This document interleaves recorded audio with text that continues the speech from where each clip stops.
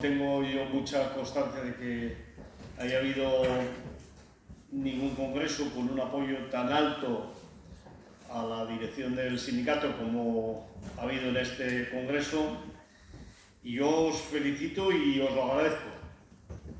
Os felicito porque es bueno que el sindicato, después de un proceso como el que hemos vivido durante estos últimos años, salga de los congresos fortalecido, con ganas de trabajar de manera común, codo a codo, todos los compañeros y todas las compañeras de las federaciones, de las uniones comarcales, para construir este proyecto que llevamos construyendo desde hace casi 133 años y que tenemos que intensificar la construcción en los próximos años, en los próximos meses, en los próximos días. Vamos a culminar el proceso congresual, cerrar este proceso del 18 al 20 de mayo en Valencia, en un congreso que va a ser bastante normal desde el punto de vista de presencia de delegados y delegadas. Finalmente va a haber una participación de 800 delegados y delegadas en el Congreso de Valencia, con un aforo del 75%, y creo que eso, que es una gran noticia para la UGT, también lo es para España, también lo es para nuestro país, porque quiere decir que estamos en una fase de control de la pandemia. Un congreso, compañeros y compañeras, que tenemos que ser todos conscientes que llegamos a él con muy poco debate por abajo. En este congreso no ha habido tiempo para debatir cuestiones que legítimamente pueda haber organizaciones del sindicato, pueda haber delegados y delegadas que quieren abordar. Por eso la Comisión Ejecutiva Confederal, lejos de hurtar ese debate, va a proponer al Congreso de la Confederación que celebremos una conferencia organizativa a medio mandato que nos permita, con menos delegados, con las personas que de verdad conocemos las estructuras del sindicato, el funcionamiento del sindicato, poder abordar aquellas cosas que tanto nos preocupan y que tan importantes son para fortalecer nuestra organización, o sea, el instrumento de defensa de los trabajadores y las trabajadoras. Tenemos que hablar de elecciones sindicales en toda España y especialmente en Asturias. Las elecciones sindicales son la sangre del sindicato. Que nadie se equivoque. Si no tenemos pie en las empresas, si no tenemos pie en los centros de trabajo, no somos nada. Y fortalecer nuestra relación con los delegados y las delegadas, fortalecer nuestra relación con los trabajadores, pasa por convocar elecciones sindicales, pasa por tener representación en las empresas. Y eso, compañeros y compañeras, por mucho que hagamos en este congreso, no vamos a poder profundizar. Las organizaciones del sindicato tienen que asumir las responsabilidades que tienen en relación con las elecciones sindicales. Es tan importante las elecciones sindicales para los trabajadores y las trabajadoras de nuestro país que no lo podemos ver solo como una cuestión interna. Mirad, hace una semana moría un trabajador, un joven en Asturias, en Barcelona, de 19 años, Javi, en un accidente de trabajo. En una empresa que unos días antes nos había despedido a un trabajador que quería presentarse en las listas de la UGT. En una empresa que hace un año la propia FICA, la Federación, en Cataluña había presentado una demanda ante la Inspección de Trabajo por cuestiones de salud y seguridad. Si tuviéramos representación en esa empresa, yo estoy seguro que ese accidente no se hubiera producido. Ese paraguas de derechos, compañeros y compañeras, no es solo para nuestras siglas, es para los trabajadores y las trabajadoras. Y por eso también el Congreso Confederal tiene que resolver que hay que exigir al gobierno que tome medidas contundentes. Tiene que estar penalizado en el Código Penal de nuestro país el abuso contra los derechos de los trabajadores y las trabajadoras. Esto no es una broma. Nos jugamos el futuro del trabajo. Nos jugamos el futuro de los derechos de los trabajadores y de las trabajadoras. Ahora que estamos discutiendo sobre la reforma laboral, sobre cómo vamos a poder conseguir convertir el trabajo en precario en trabajo estable, y que vuelven a aparecer las mismas historias de siempre. No, el problema es que en España hay muchos contratos. No es verdad, ese no es el problema. Podemos dejar en 4 los contratos de trabajo en nuestro país, pero el problema es que en España a los empresarios les sale más barato contratar ilegalmente, aunque tengan la desgracia para ellos de que vaya a la inspección de trabajo, aunque tengamos la suerte nosotros de que vaya a la inspección de trabajo y que casi es más difícil que te toque el euro, casi es más fácil que te toque el euromillón que vaya un inspector de oficio a una empresa. Les es más barato, aunque vayan y levanten un acta, les es más barato contratar ilegalmente. Eso es lo que hay que tratar. ¿Qué pasa cuando un empresario levantas 4 o 5 actas de inflación porque ha contratado de manera irregular? ¿Se va a quedar solo en ir a la magistratura, que por cierto tenemos que ser nosotros los que paguemos los costes, los que tengamos que hacer la acción y el trabajo, lo tiene que hacer el trabajador? ¿Se va a quedar en eso solo? Que en el peor de los casos, en el peorísimo de los casos, si hay alguna agresión a derechos fundamentales, va a ser un despido nulo, que en el 99,99% de los casos puede ser un despido improcedente, pero que en muchos casos ni siquiera tenemos testigos porque el resto de los trabajadores tienen miedo y no van a declarar para poder llevarlo. Hay que penalizarlo económicamente y penalizarlo en el Código Penal. Y eso, compañeros y compañeras, tiene que ver con un sindicato que esté más consolidado, más presente en los centros de trabajo. Venimos a este congreso, en este proceso de congreso, vamos a ir al proceso confederal después de 5 años larguísimos. Y hoy ya me parece que el Congreso Confederal está en el otro lado del mundo. 5 años en los que nos ha pasado de todo. 3 elecciones generales, 3 gobiernos diferentes, una pandemia, con muchas cosas por hacer y con muchas ganas de hacerlas. Y compañeros y compañeras, este congreso tiene que ser una explosión de las ganas que tenemos de poner todo eso en marcha. Hemos hecho mucho durante la pandemia. Incluso se nos reconoce que hemos hecho mucho, que ya es una cosa difícil en este país.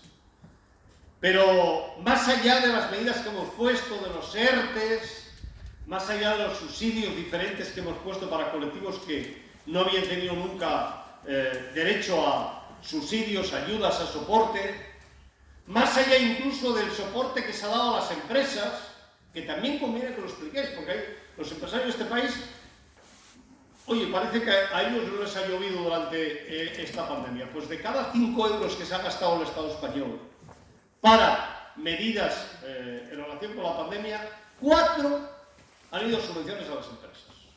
Solo 1 han ido a políticas dirigidas a la protección de los trabajadores y de las trabajadoras. Pues compañeros y compañeras, a pesar de todo eso, nos hemos quedado cortos, y lo hay que decir. Nosotros no podemos estar contentos viviendo en un país en el que hay cientos de miles de personas que tienen que pedir una bolsa de alimentos, hacer una cola para recibir una bolsa de alimentos. Yo no puedo estar contento.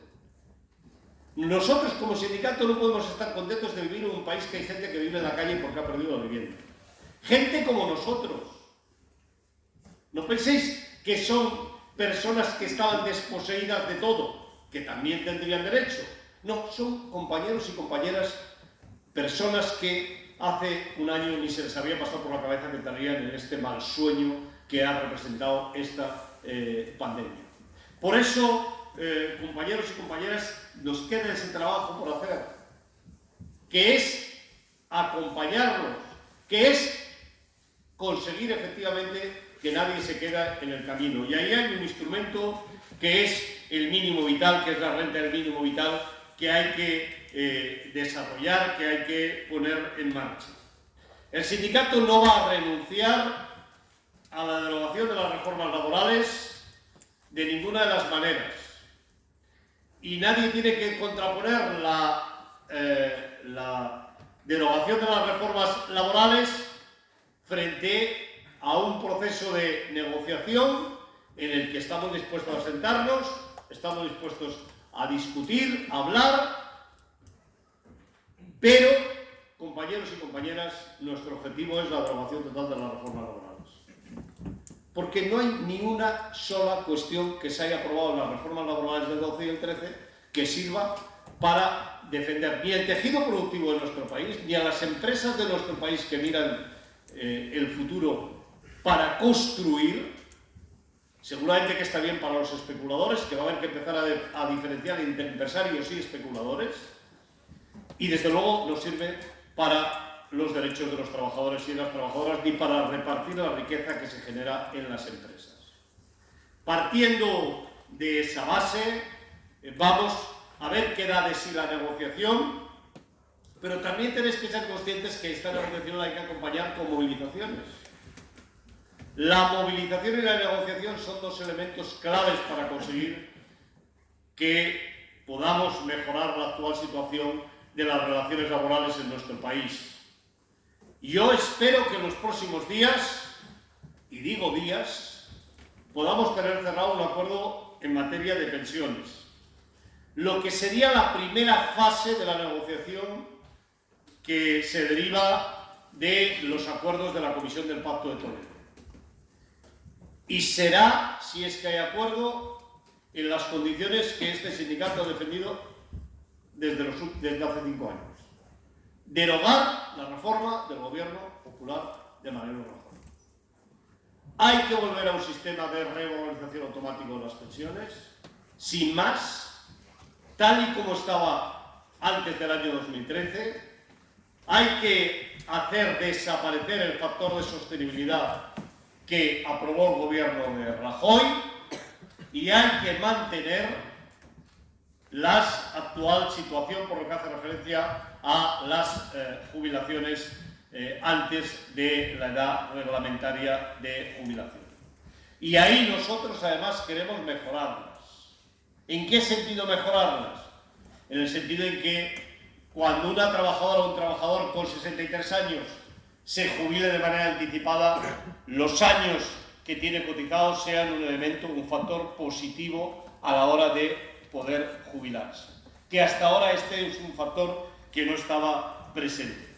Y a partir de ahí quedan cosas por discutir, por supuesto. El primero, el destope de las cotizaciones máximas a la seguridad social, que no se puede mantener en la actual situación porque es necesario fortalecer la estructura económica de la seguridad social y por tanto ese es un elemento importante que hay que introducir.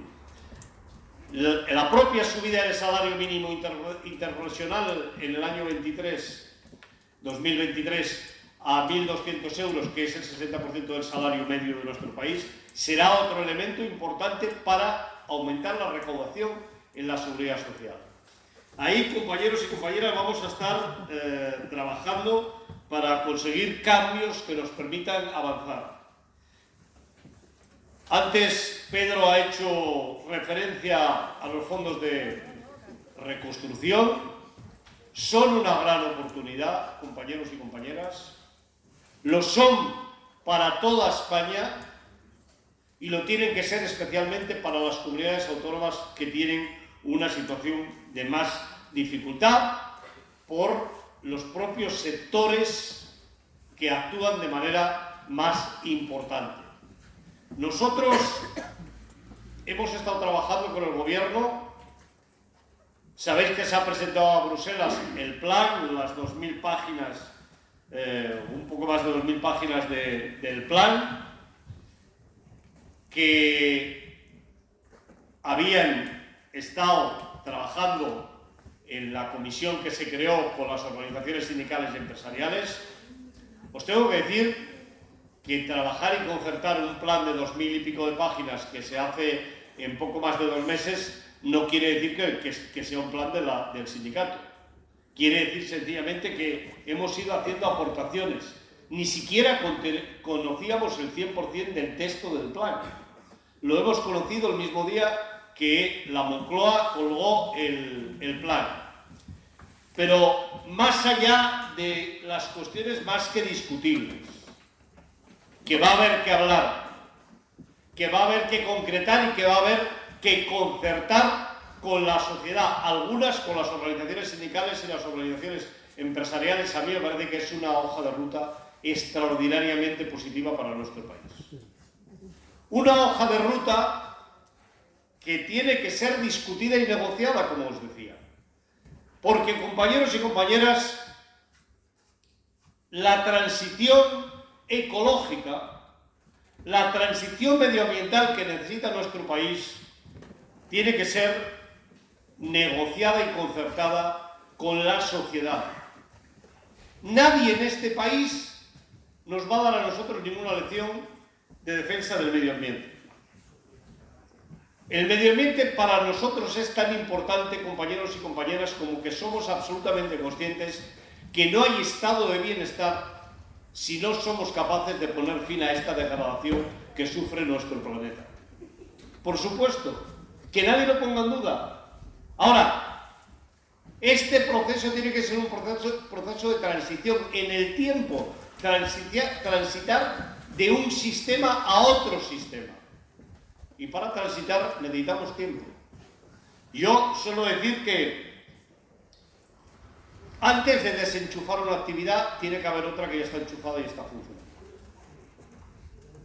Y en Asturias sabemos como nadie que si no se hace así, esto no funciona. Por eso es tan importante que el gobierno sea consciente de que esta es una cuestión absolutamente imprescindible. Si se cierra una térmica, antes de cerrarla, tiene que haber una actividad que esté en marcha. No sirven planes que ya veremos. Son actuaciones concretas que tienen que estar puestas en marcha, que lo tienen que sustituir. Si el país necesita avanzar desde el punto de vista de la implementación de planes que tienen que ver sobre todo con los nuevos sectores de producción energética limpios, hay que pensar en cómo se va a hacer para reequilibrar el país, para conseguir que España sea un país en el que se pueda vivir, en el que se pueda nacer, se pueda estudiar y se pueda uno quedar a vivir si quiere. Y eso en Asturias sabéis perfectamente que no ha sido posible durante muchas generaciones. Muchas generaciones. Yo soy uno de ellos. Mi abuelo también. ¿Quién en Asturias no tiene a alguien que haya tenido que emigrar? Por eso me parece que es especialmente importante que pongamos el énfasis en estas cuestiones cuando hablamos de los planes de reconstrucción. Los planes de reconstrucción tienen que servir también para fortalecer los servicios públicos. Fortalecer los servicios públicos es una cuestión fundamental, compañeros y compañeras. No es una cuestión de la función pública, es una cuestión de los ciudadanos y las ciudadanas. No nos dejemos engañar, durante mucho tiempo en este país se ha intentado penalizar a la función pública, a los trabajadores y a las trabajadoras de la función pública. Que si no trabajan mucho, que si hay que privatizar, que si... La pandemia creo que ha puesto de manifiesto hasta qué punto tenemos una necesidad imperiosa de revisar todo lo que tiene que ver con la función pública en nuestro país. Desde luego, en los servicios sanitarios, en los servicios sociales, lo que ha ocurrido en las residencias de mayores en nuestro país es una vergüenza, es un escándalo.